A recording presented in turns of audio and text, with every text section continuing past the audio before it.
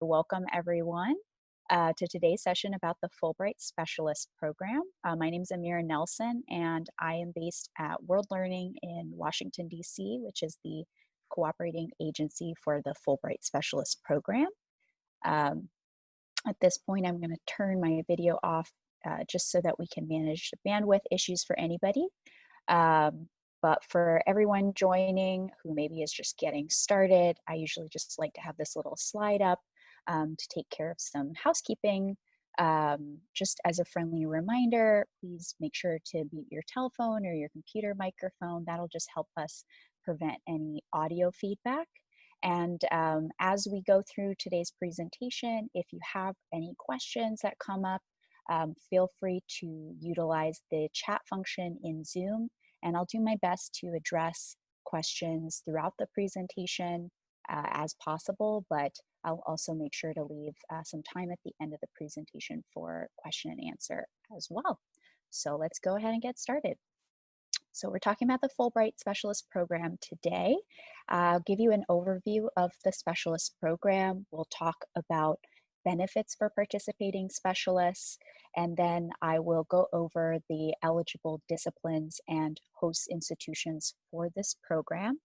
To give you an idea of what specialists actually do during their exchanges, I will share some sample project activities with you, as well as an example of a specialist from the University of Alabama who went to Egypt, I believe, last year.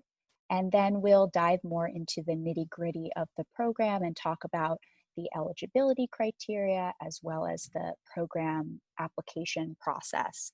If you've been to the program website before, you'll probably have seen that the Fulbright Specialist Program is a little bit different from some of the other opportunities that are available through Fulbright, in that the program is host-driven. So all of these projects that specialists conduct are actually conceptualized and proposed by host institutions, and instead of applying to a specific grant opportunity or proposing their own project, specialists are actually applying to join a roster and are then matched to projects. So we'll talk a little bit about that matching process as well. To give you an overview of this program, it's a part of the larger Fulbright program. It was established in 2001, so we're coming up on the 20th anniversary of the Specialist Program.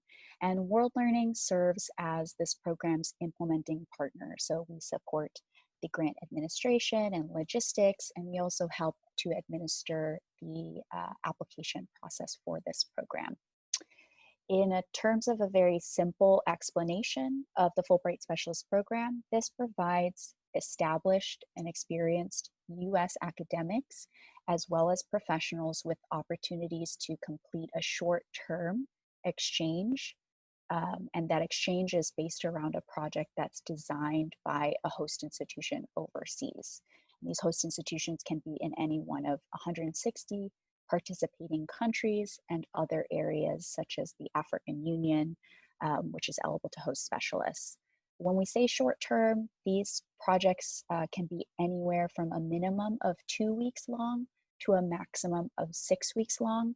And most of these projects are what we would call a single visit project, where you as an individual are going to your host institution once, anywhere between 2 to 6 weeks, but there are a small minority of multi-visit projects where individuals may visit their institution up to 3 times, but the projects themselves will never exceed 6 weeks. So this is really intended to be a very short-term, impactful exchange that's based around accomplishing the host institution's goals. And the way that the exchange does that is by sharing knowledge and skills between the specialist and their host institution, connecting them to the U.S. expertise, and also hopefully building their capacity to continue working on those projects and those goals even after the specialist has returned to the U.S.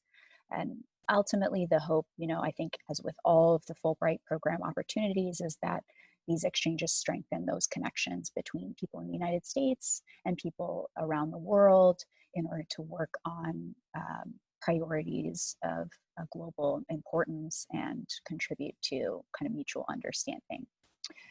To give you an idea of the scope of the program, approximately 425 projects per year are implemented, and these projects really do take place year-round. The program is designed to be flexible, and so they are not necessarily constrained to a specific academic term structure, although of course, as many institutions are institutions of higher education, oftentimes we do also see, projects that take place during the academic semesters as well.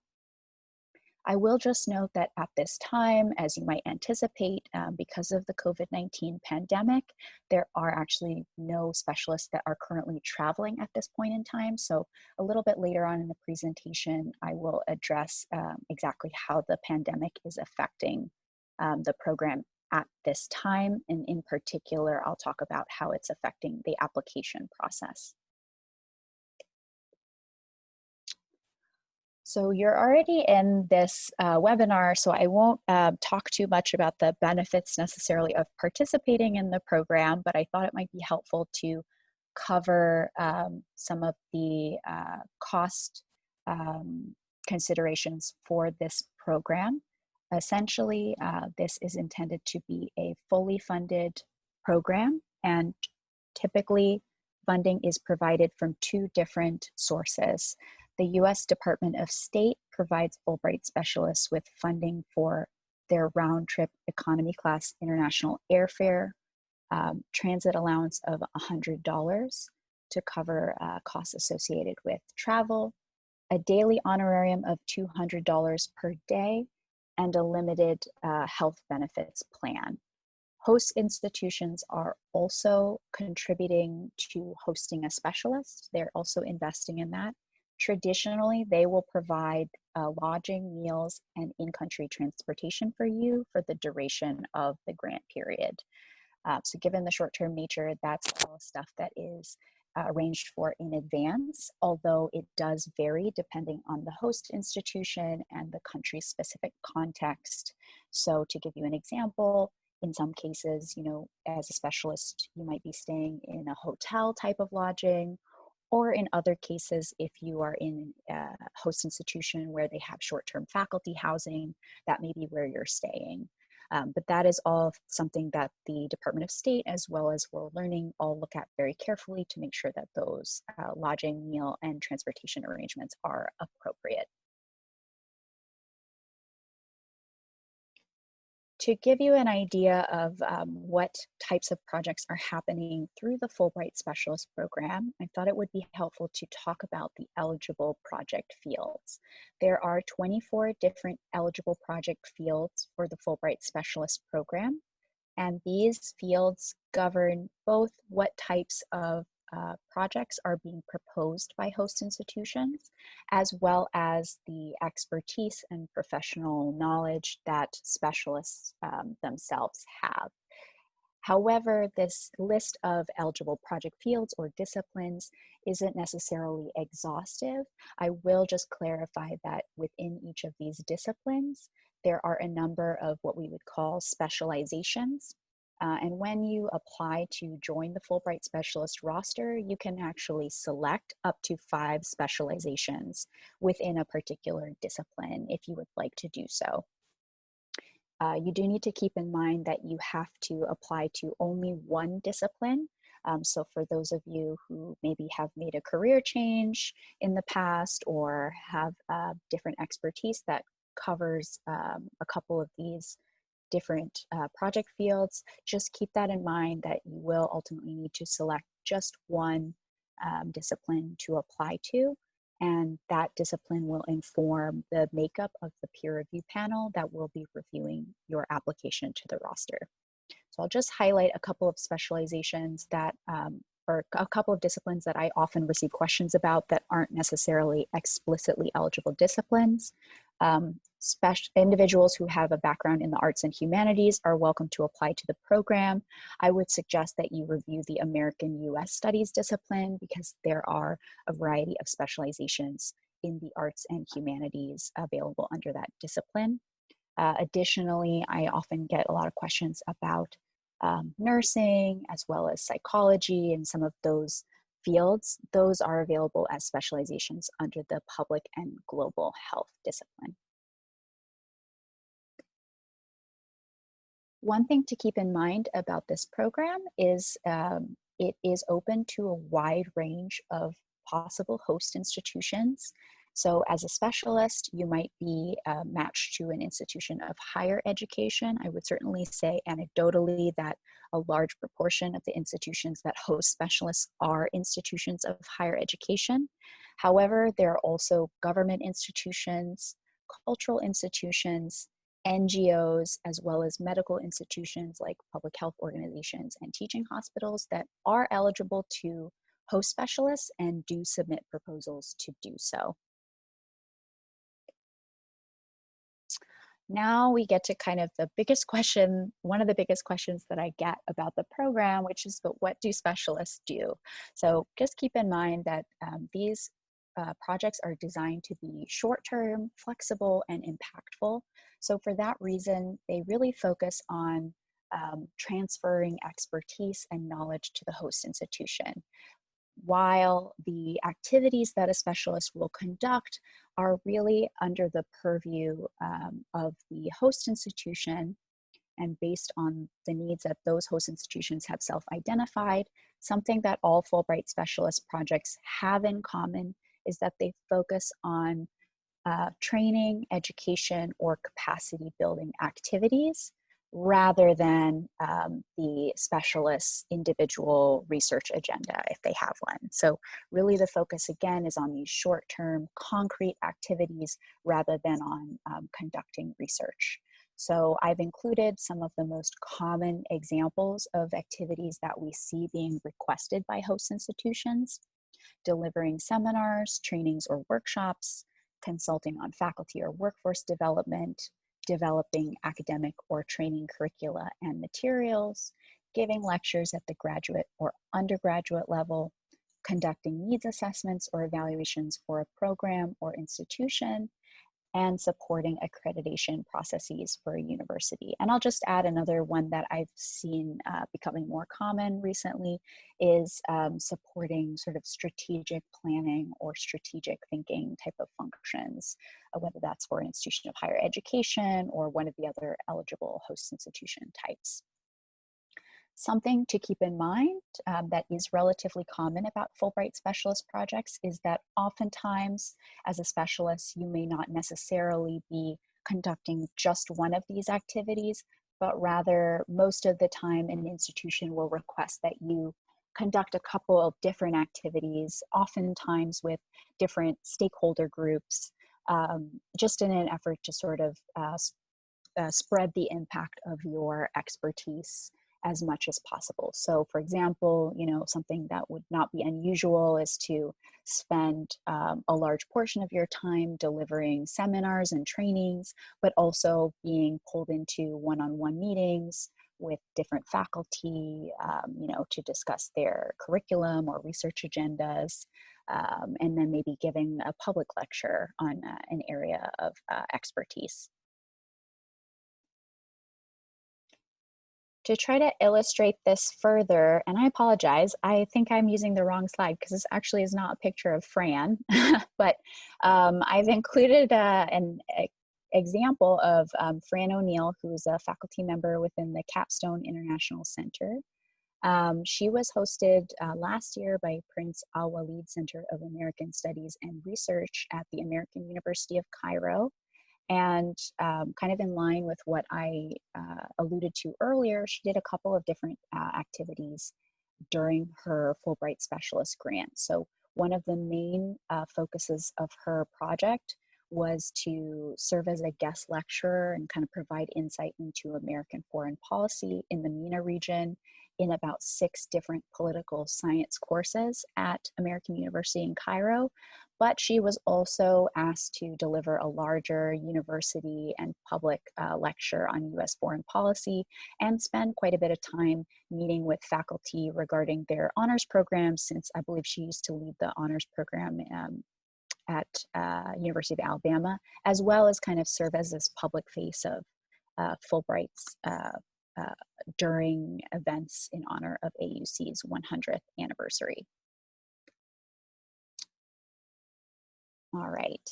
Now that I've gone over sort of a broader overview of the program, and hopefully you have some idea of the program's scope and the type of activities that you might conduct, I'd like to spend some time talking about how the program actually functions. So, as I alluded to earlier, this program does utilize a roster-based structure. The reason for that is because since this is a host-driven program, when the program is operating, really we're receiving project approvals from host institutions on a rolling basis throughout the year. So rather than have individuals apply to specific project opportunities from the outset, the program uses a roster-based structure um, to pre-vet individuals, and actually that allows us to match individuals to projects on a much quicker turnaround time, both for the US individuals as well as for the host institutions.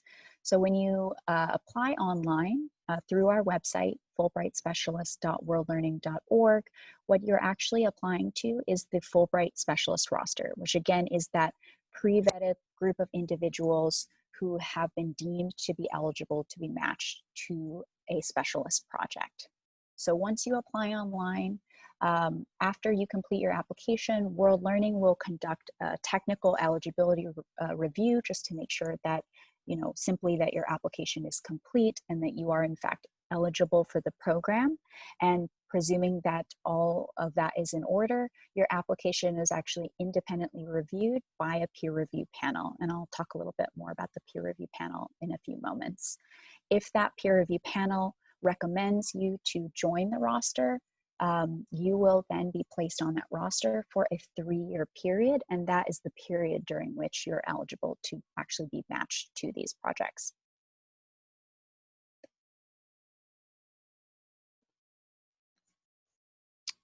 Before I talk a little bit more about the peer review process, I'd like to cover the eligibility criteria for this program. So this is certainly not an exhaustive list, but really the two biggest ones are that you must be a US citizen and you must be able to demonstrate significant experience in your respective field. And depending on your individual career trajectory, that could be demonstrated by a combination of professional, academic, or if you're applying in the arts, your artistic achievements. So those are really the two biggest ones. The other big one to be aware of is that alumni of other Fulbright programs are eligible to apply to the Fulbright Specialist roster. There's no waiting period to do that. So for example, if you have recently received a Fulbright US Scholar Award, that does not preclude you from applying to the Fulbright Specialist Program. And likewise, if you were to apply to the Fulbright Specialist Program and gain admission to the roster, that's not going to impact your ability or your eligibility to apply to a different Fulbright program opportunity.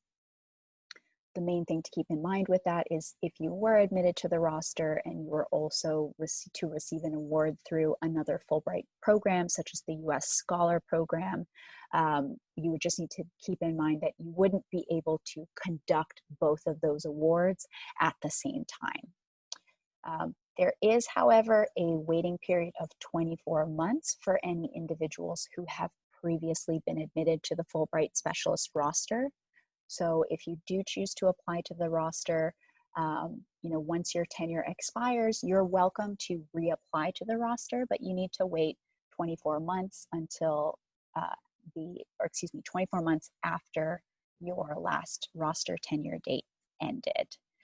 Similarly, there is a 24-month waiting period between projects. So once you are admitted to the roster, if you do complete a project, you'll need to wait 24 months to be able to conduct potentially a second project during your roster tenure, provided that it hasn't expired yet.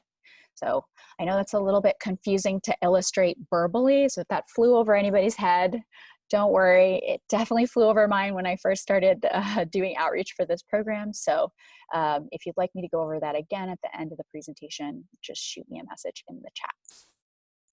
I will just say on the topic of eligibility criteria, this is, as I mentioned earlier, not an exhaustive list. So I would encourage anyone who is thinking of applying to go to the website, fulbrightspecialist.worldlearning.org, and review the eligibility criteria more closely, because there are a couple of other aspects related to, time that's been spent abroad in recent years, employment with the U.S. Department of State or USAID that don't tend to apply to most people, but it's always helpful, I think, to just review all of that up front before you start applying. And of course, we're happy to help if you have a specific question about your eligibility.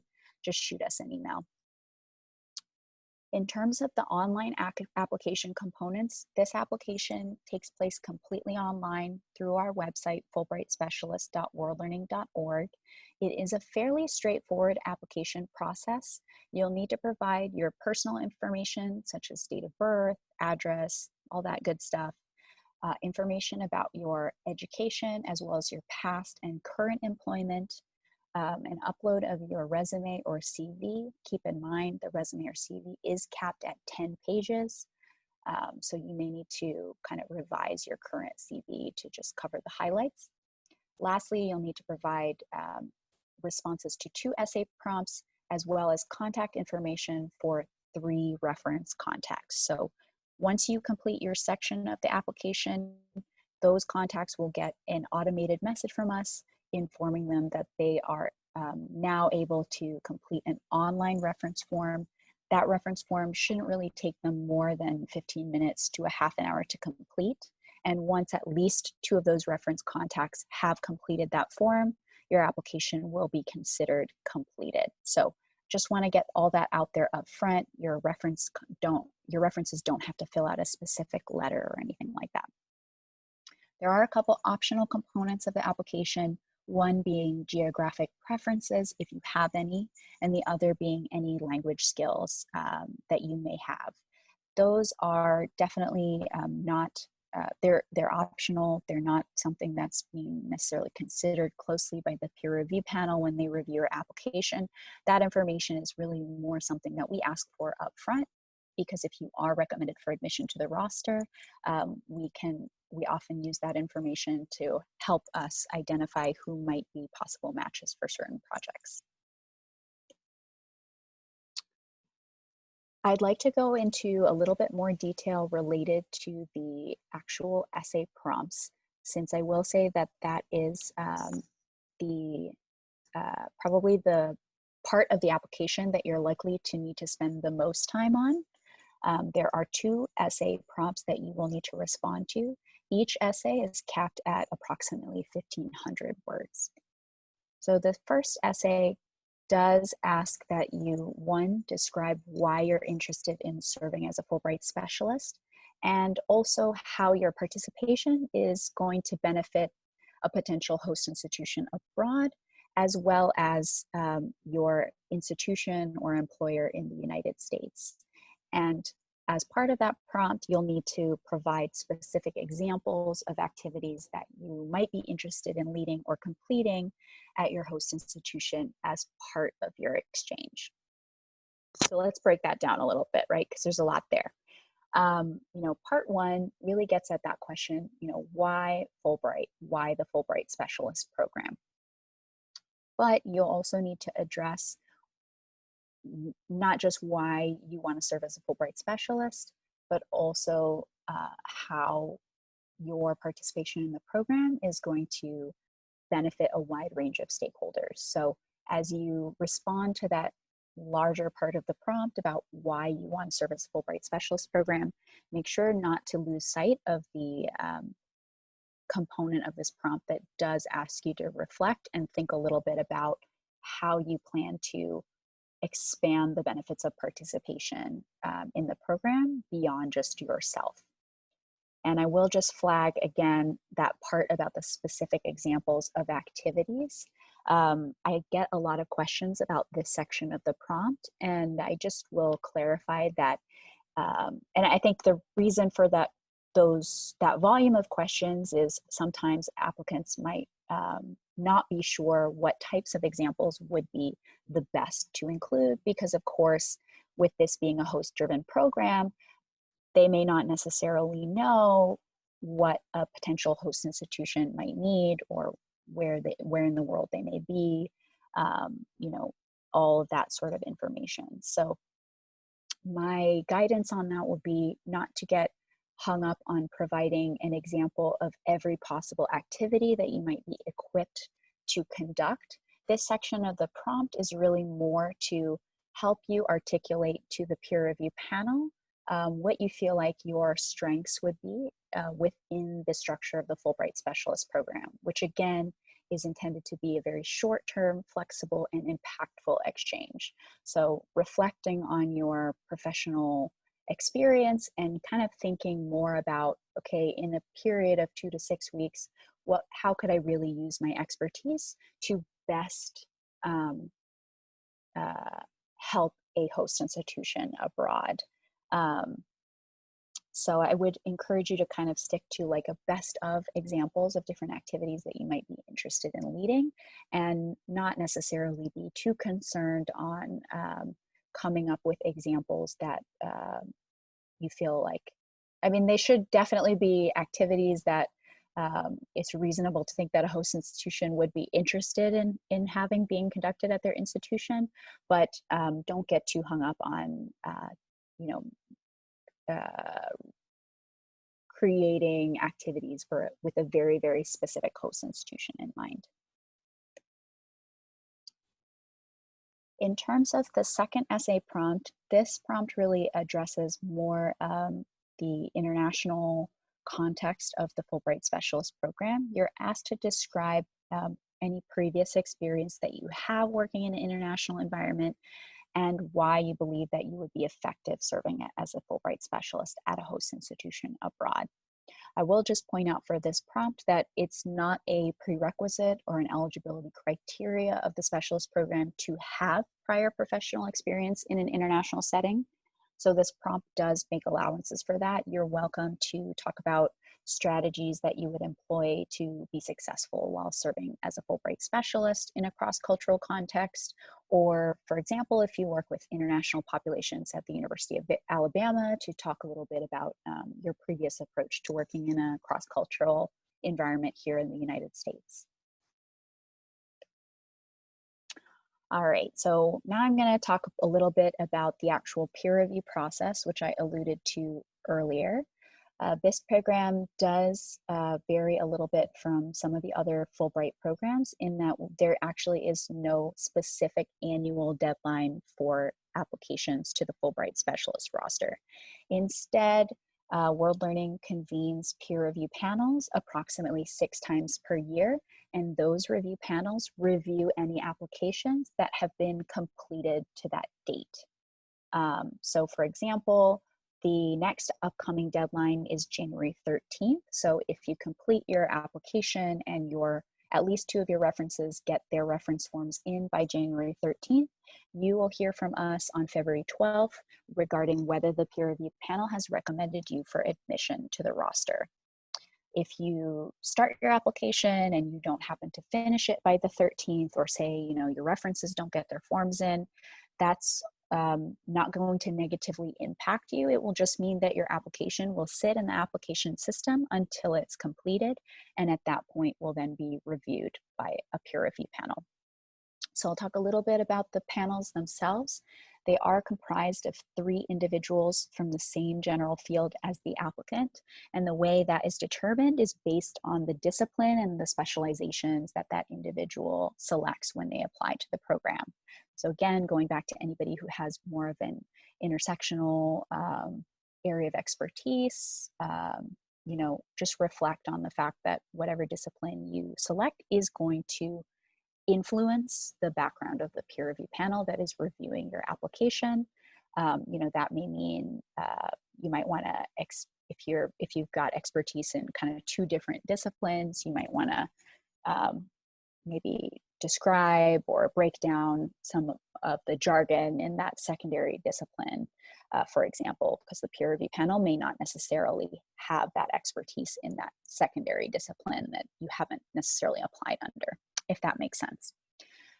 These panels will assess your professional qualifications, cross-cultural skills and adaptability, and the potential for overall benefit to stakeholders, which I will just kind of break down a little bit further to mean, based on the application materials that you've provided, the references you've provided, the essay prompts you've responded to, how well does the peer review panel feel that you've demonstrated that you really take the Fulbright program mission to heart and you're going to serve as an effective representative of the Fulbright program, and in the sense that you're well equipped and motivated to expand the benefits of the exchange beyond yourself to your host institution, as well as your community in the United States. We try to make this as transparent as possible. So on the website, there is actually a full list of peer review panel criteria. So if you'd like, you're welcome to refer to that, and that may actually be helpful to you as you put together your application materials, just to make sure that collectively your application materials are kind of addressing each of the areas that the peer review panel is going to be reviewing.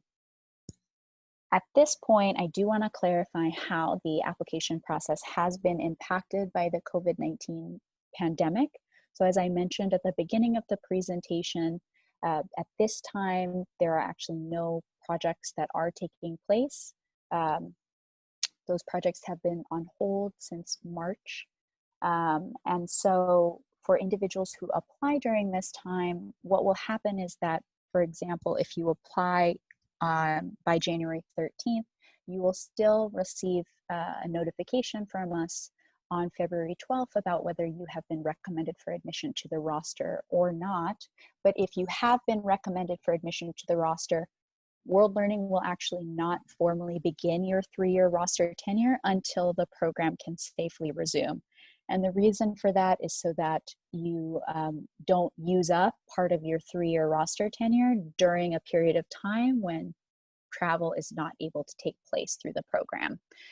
So if you'd like to apply now, it won't negatively impact you, the fact that travel is not taking place at this time.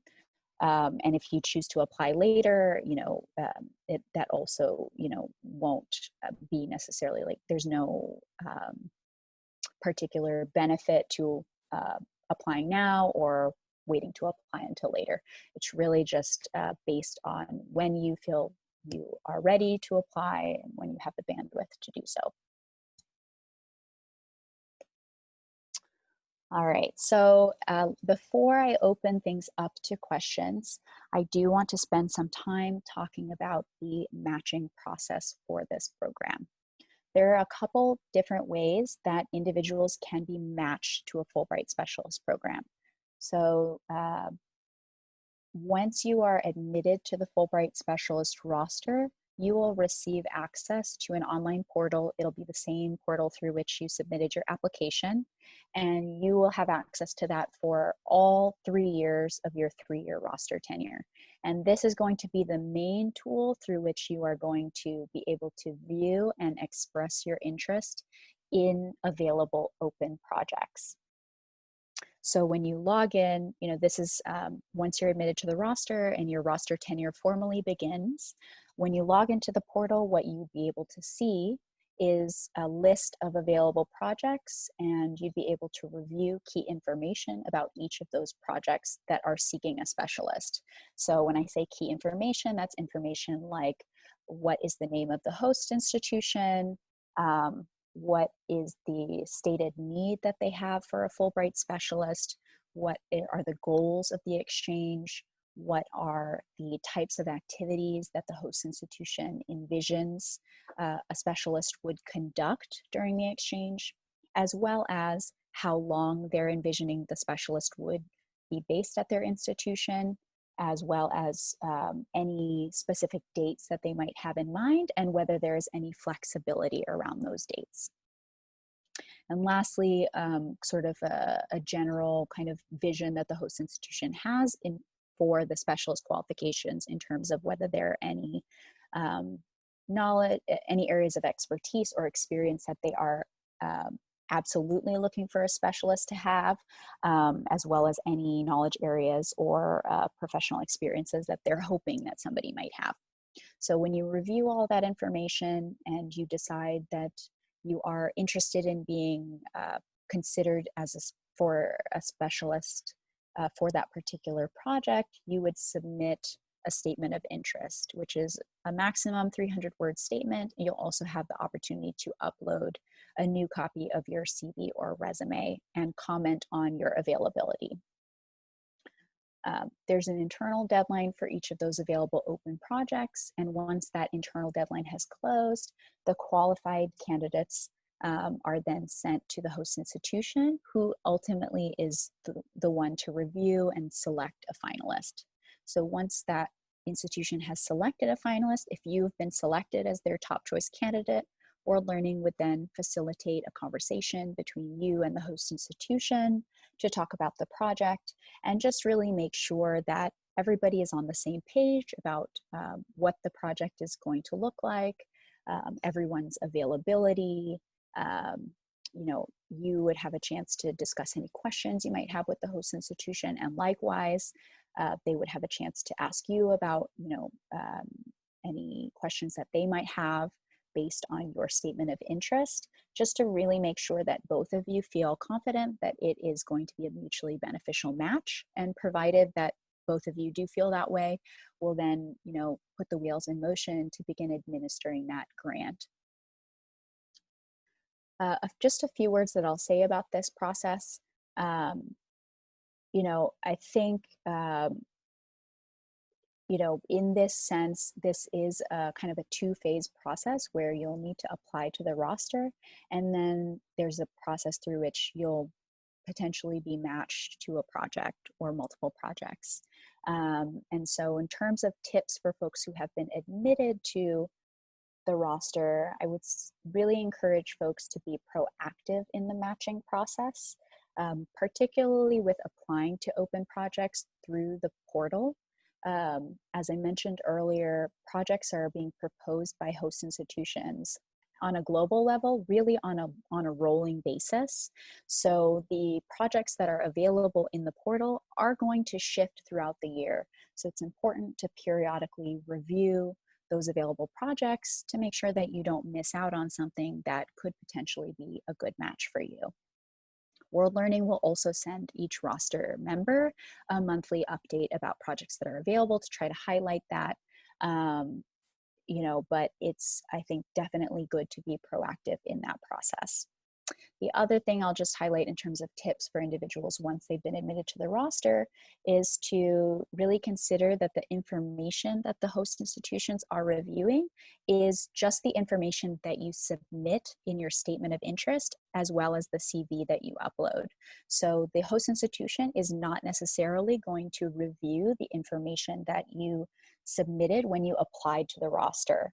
So really the statement of interest and the new CV that you upload is going to be your key way of communicating to the host institution. It's really sort of like submitting a cover letter and a resume for a job. So really take the opportunity when you're submitting your statement of interest to make sure that everything that you're submitting, the host institution is going to have a full picture of your expertise and why you believe you'd be a good fit to serve as a specialist for their project.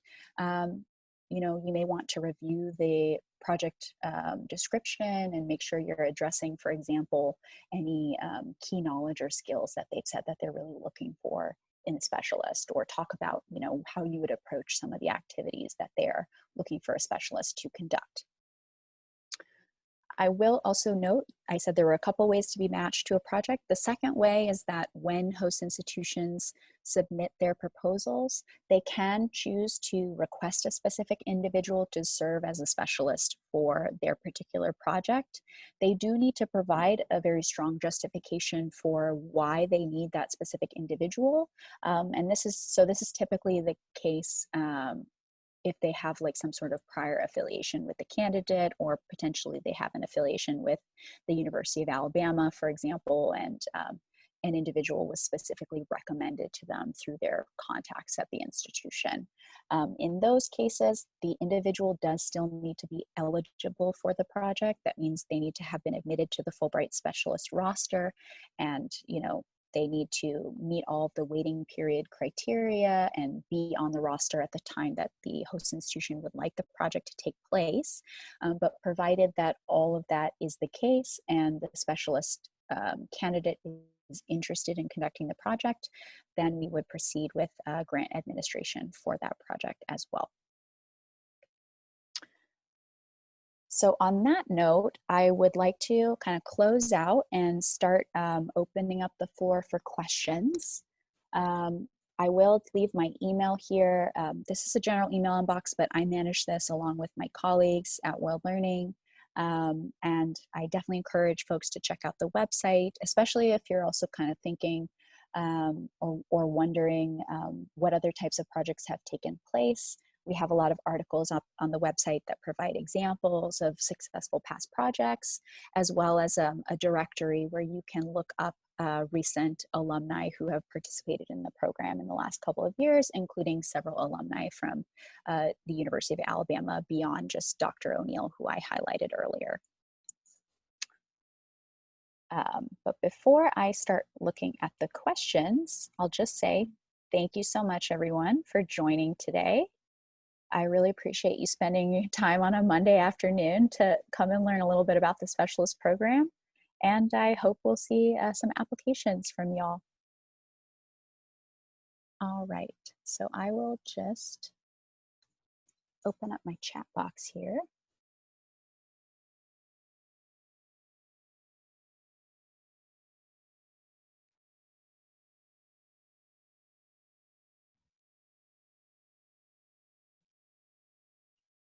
All right, so I'm having a little bit of trouble opening up my chat function. Would you like me to just say my question out loud? Oh, okay, wait, I see it. Sorry, who's speaking? This is Joni Lakin. Oh, hi, Joni. Yeah, please go ahead. Yeah, so my question, I was just wondering, is there does the roster have a set number of spots, or can the review panel admit as many as they want? So is there going to be just a huge number of specialists available in 2022? That's a great question. So there is no specific target number or quota per se for admission to the roster each year. You know, the review panel is really evaluating individuals based on their individual application. They're not necessarily, you know, like looking at everybody who applied in business administration and only admitting a certain percentage of those folks. You know, for that reason, you know, I guess you could say that there may be some more individuals that are admitted to the roster after the program is has resumed. But, you know, ultimately, nobody is necessarily guaranteed to be matched to a project. So beyond the amount of specialists that are actually on the roster, I think like in general, folks who just need to make sure to be proactive about being matched to projects. It's possible there may be, you know, more folks that end up on the roster, but just anecdotally, I haven't necessarily seen numbers that would support that based on the amount of people that have been applying this year. I think a lot of folks have other things that they have had to focus on this year beyond the application compared to other years.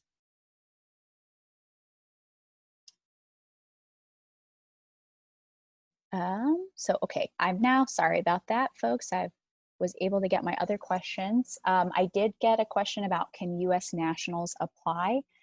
So for this program, US citizenship is an eligibility criteria for applying to the roster. Permanent residency is not sufficient to meet the eligibility criteria. And then I just have one more question, it looks like, that popped up. What percentage of accepted persons are ultimately invited to serve as a specialist to an international organization?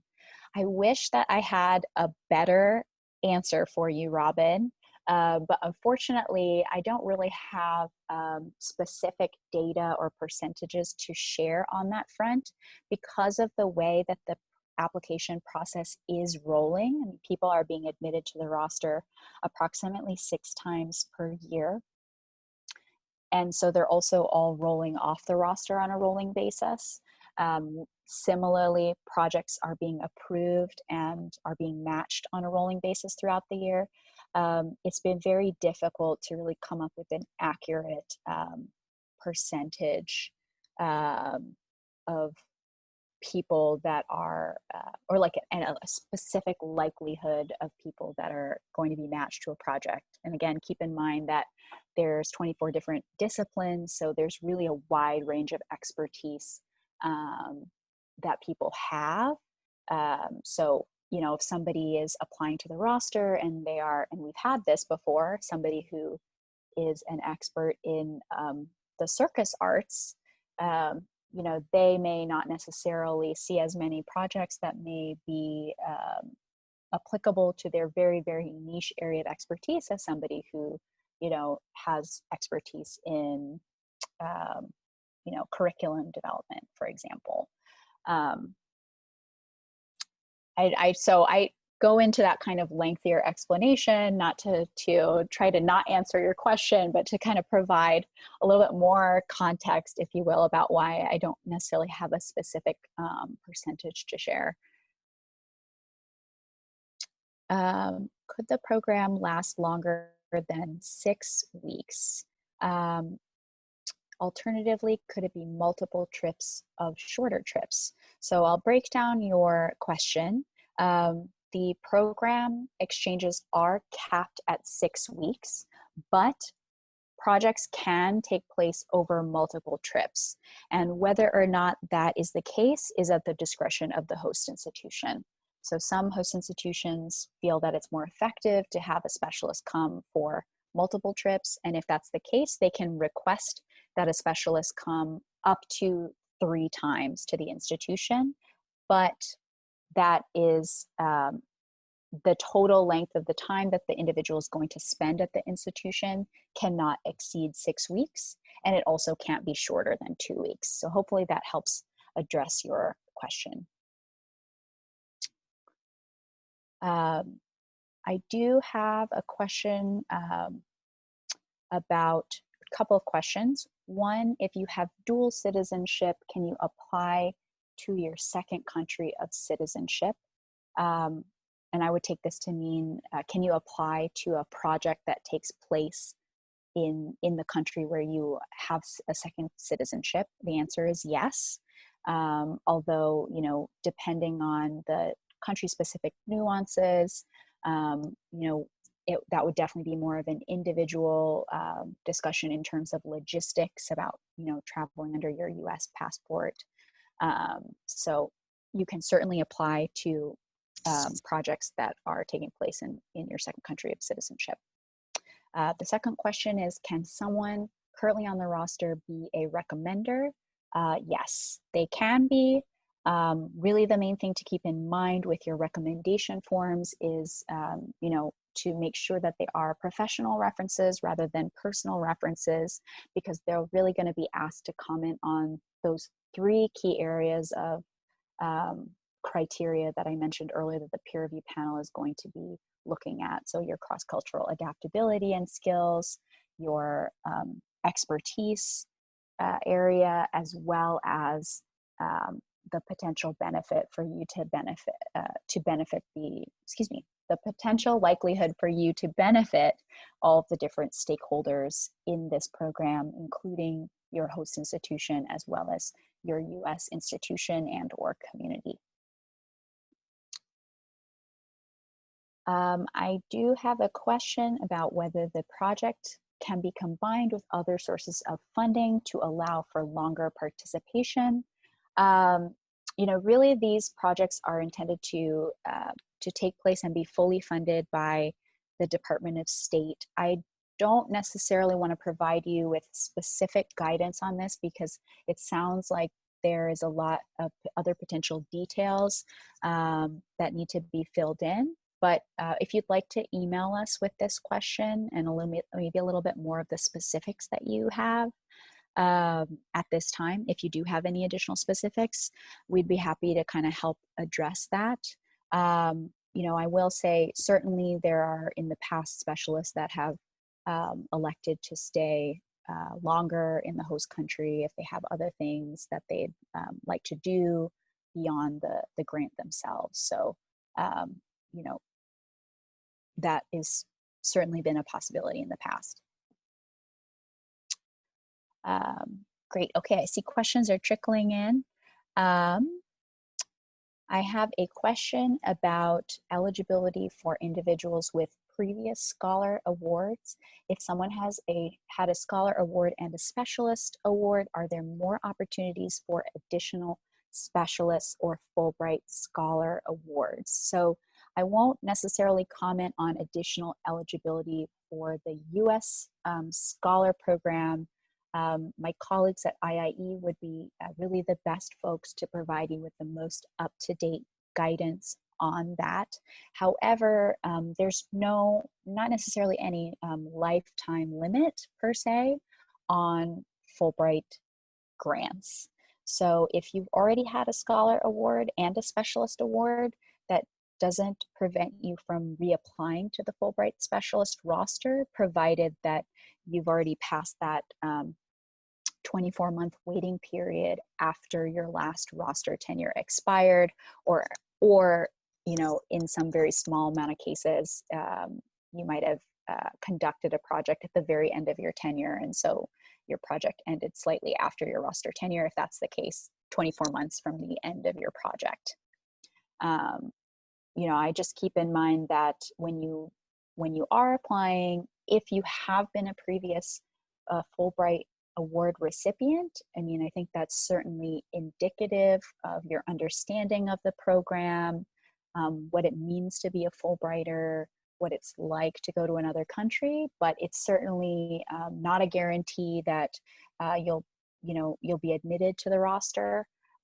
So certainly take the time to kind of articulate the value of those experiences and how that's going to contribute to your potential participation in future projects. But no, there's not necessarily a limit on specific grant opportunities through the Fulbright program.